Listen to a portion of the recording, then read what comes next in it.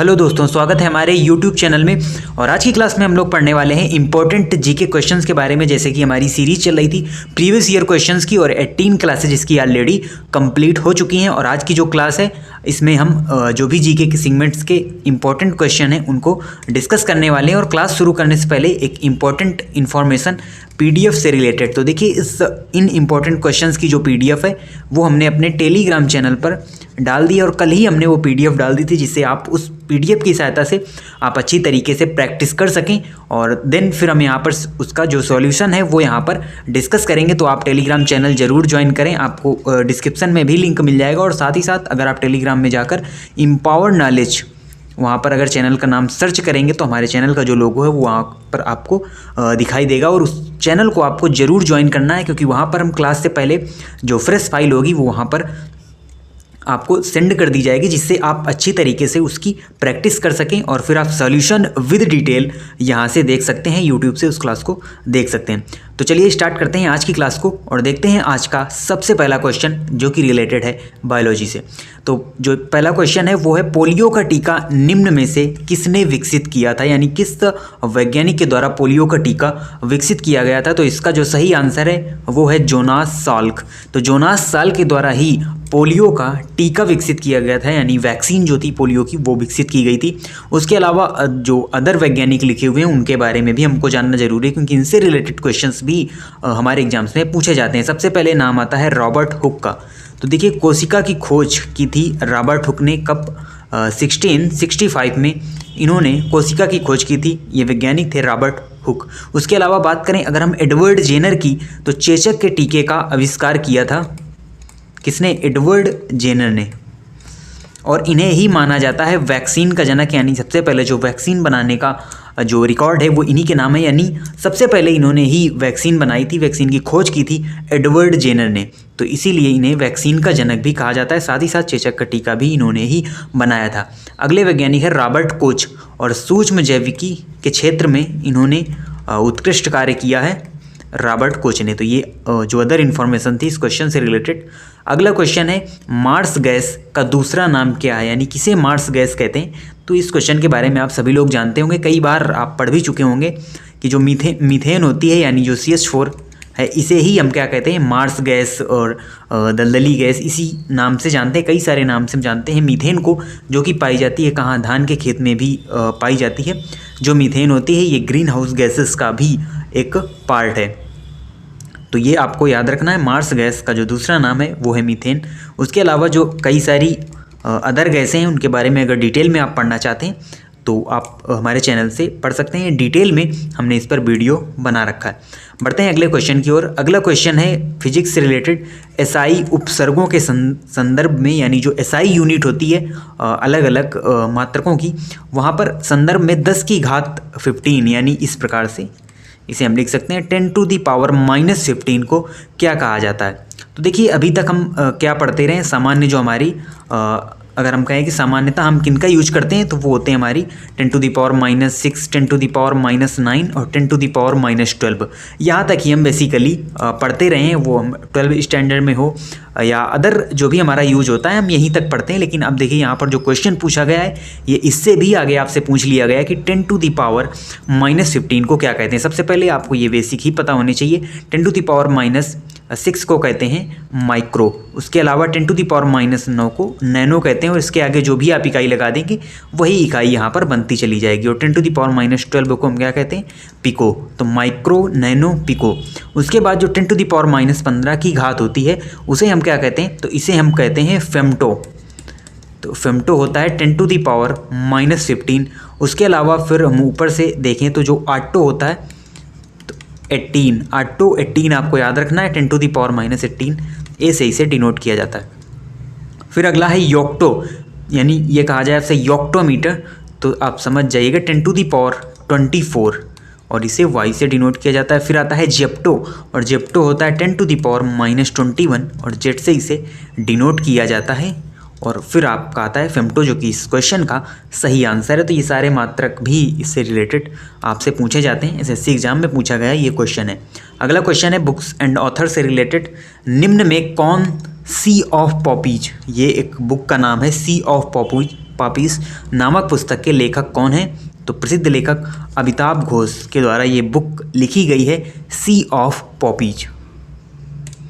अगला क्वेश्चन है यहाँ पर हिस्ट्री से रिलेटेड, किसने विक्रमशिला विश्वविद्यालय को स्थापित और नालंदा विश्वविद्यालय को पुनर्जीवित किया? तो 4 शासक आपको दिए हुए, बताना है कौन सा शासक ऐसा है जिसने विक्रमशिला विश्वविद्यालय की स्थापना की थी और साथ ही साथ नालंदा विश्वविद्यालय को पुनर्जीवित भी किया। तो यहाँ पर बात की जाए अगर हम विक्रमशिला विश्वविद्यालय की या नालंदा विश्वविद्यालय की, दोनों ही कहाँ स्थित हैं? दोनों ही बिहार में स्थित हैं। और पाल वंश के शासक थे धर्मपाल, जिन्होंने 8वीं शताब्दी में विक्रमशिला विश्वविद्यालय की स्थापना की थी और साथ ही साथ इन्होंने नालंदा विश्वविद्यालय को भी पुनर्जीवित किया, क्योंकि ये 2 बड़े शिक्षा के केंद्र हुआ करते थे उस ज़माने में। नालंदा विश्वविद्यालय तो बहुत ही फेमस था, क्योंकि विदेशों से लोग यहाँ पर पढ़ने आते थे। ह्वेनसांग भी यहीं से पढ़े हुए हैं, नालंदा विश्वविद्यालय से ही, और एक शिक्षा का अपार भंडार था नालंदा विश्वविद्यालय, और ये भी बिहार में स्थित है। वर्ल्ड हेरिटेज साइट्स इसे घोषित किया गया है और बख्तियार खिलजी के द्वारा इस पर यानी इसको जलवा दिया गया था, नष्ट करवा दिया गया था बख्तियार खिलजी के द्वारा। और इसके पीछे भी एक कहानी है, और अगर आप उसे डिटेल में जानना चाहते हैं तो आप वर्ल्ड हेरिटेज साइट्स की जो हमारी सीरीज है वहाँ पर आप इसे देख सकते हैं। नालंदा विश्वविद्यालय के पूरे इतिहास को वहाँ पर जान सकते हैं। काफ़ी इंटरेस्टिंग स्टोरी है। इसको जलाने के पीछे बख्तियार खिलजी के द्वारा ही इसको नष्ट कराया गया था। तो धर्मपाल यहाँ पर सही आंसर है, जो कि पाल वंश के शासक हैं। तो बढ़ते हैं अगले क्वेश्चन की ओर, और अगला क्वेश्चन है, यशोविग्रह, महीचंद्र और चंद्रदेव किस राजवंश के पहले 3 शासक थे? तो यहाँ पर जो सही आंसर होगा वो होगा गहड़वाल। तो गहड़वाल वंश के ये शासक थे यशोविग्रह, महीचंद्र और चंद्रदेव। उसके अलावा जो मराठा साम्राज्य है, महाराष्ट्र के आसपास इसका वर्चस्व देखने को मिला। और वाडियार वंश जो था ये मैसूर, जहाँ बाद में हैदर अली का शासन हुआ, वहाँ पर पहले वाडियार वंश का शासन हुआ करता था। और चौहान वंश आप सभी जानते हैं, पृथ्वीराज चौहान रिलेटेड टू चौहान वंश।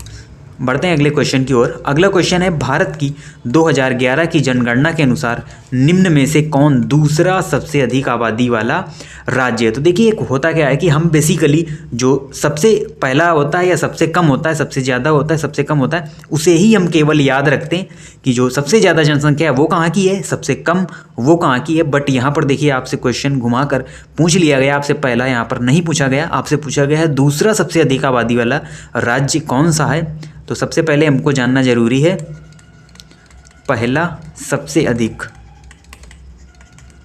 आबादी वाला राज्य कौन है। तो आप सभी को पता है सबसे बड़ा राज्य उत्तर प्रदेश आबादी में सबसे आगे है, यानी सबसे ज़्यादा जो जनसंख्या है वो उत्तर प्रदेश की है। और दूसरा नंबर फिर यहाँ पर आता है किसका, महाराष्ट्र का। तो दूसरे नंबर पर है महाराष्ट्र जनसंख्या के मामले में। उसके अलावा बात करें अगर हम घनत्व के हिसाब से, तो हाई डेंसिटी यानी पॉपुलेशन की जो हाई डेंसिटी है वो कहाँ पर है, तो ये आपको मिलेगी बिहार में। यानी बिहार में जो जनसंख्या घनत्व है सबसे ज़्यादा है, यानी सबसे कम जगह में सबसे ज़्यादा लोग रहते हैं वो बिहार में है। उसके अलावा अगर हम बात करें लो डेंसिटी, तो ये है आपका अरुणाचल प्रदेश, यानी यहाँ पर जो लोग हैं वो काफ़ी दूर दूर रहते हैं। तो यानी घनत्व काफ़ी कम है यहाँ पर जनसंख्या का। तो जनसंख्या घनत्व के मामले में भी आपको फर्स्ट लास्ट याद रखने, और दूसरा यहाँ पर महाराष्ट्र सही आंसर होगा। अगला क्वेश्चन है यहाँ पर, किसका उपयोग किसी व्यक्ति की आंखों के अंदर दबाव को मापने के लिए किया जाता है? तो देखिए कितना डीपली क्वेश्चन यहाँ पर आपसे पूछा गया है कि किस यंत्र का उपयोग किया जाता है व्यक्ति की आंखों के अंदर दबाव को मापने के लिए। तो ओडोमीटर बेसिकली स्पीड मापने का एक यंत्र है, और इसका जो सही आंसर होगा वो होगा आपका टोनोमीटर। तो टोनोमीटर का उपयोग किसी व्यक्ति की आंखों के अंदर दबाव को मापने के लिए किया जाता है।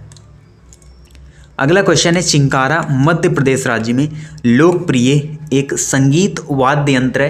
तो देखिए कई सारे हमारे वाद्य यंत्र होते हैं संगीत से रिलेटेड, कुछ प्लेट पर आधारित, कुछ औनत पर आधारित और कुछ तारीय पर आधारित। जैसे हमारा गिटार हुआ, गिटार हमारा कैसा वाद्य यंत्र है, तो ये हमारा तारीय वाद्य यंत्र है। उसके अलावा अगर हम बात करें जो चिंकारा वाद्य यंत्र है ये भी हमारा तारीय वाद्य यंत्र की श्रेणी में ही आता है। तो ये भी आपको याद रखना है। बढ़ते हैं अगले क्वेश्चन की ओर। अगला क्वेश्चन है, केमिस्ट्री से रिलेटेड निम्न में से कौन सा जिंक कार्बोनेट और जलीय जिंक सिलिकेट के प्राकृतिक अधिमिश्रण खनिज का सामान्य नाम है?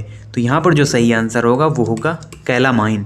और कैलामाइन ही बेसिकली जो हम अगर बात करें जिंक कार्बोनेट और जलीय जिंक सिलिकेट के अधिमिश्रण से बनने वाला एक खनिज है जिसका फार्मूला होता है Fe2O3 और ये जिंक ऑक्साइड से यहाँ पर रिलेटेड है कैलामाइन।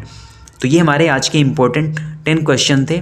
और एक बार फिर हम आपको बता दें, जो ये PDF है, इसकी PDF आपको हमारे टेलीग्राम चैनल पर मिलेगी और पहले ही यानी क्लास से पहले हम वहाँ पर फ्रेश फाइल अपलोड करते हैं जिससे आप उसकी अच्छी तरीके से प्रैक्टिस कर सकें और बाद में आप आंसर्स को यहाँ पर इस क्लास के माध्यम से चेक कर सकते हैं। और साथ ही साथ जो अदर इम्पॉर्टेंट फैक्ट्स हैं उनको भी आप अच्छी तरीके से यहाँ पर लर्न कर सकते हैं। तो ये काफ़ी इंपॉर्टेंट क्वेश्चन आपके लिए होते हैं, आगामी जो हमारे एग्ज़ाम्स हैं उनके लिए काफ़ी इंपॉर्टेंट रहेंगे। आप इसी तरीके से चैनल से जुड़े रहिए, सीरीज को फॉलो करते रहिए। मिलते हैं आपसे नेक्स्ट वीडियो में, तब तक के लिए धन्यवाद।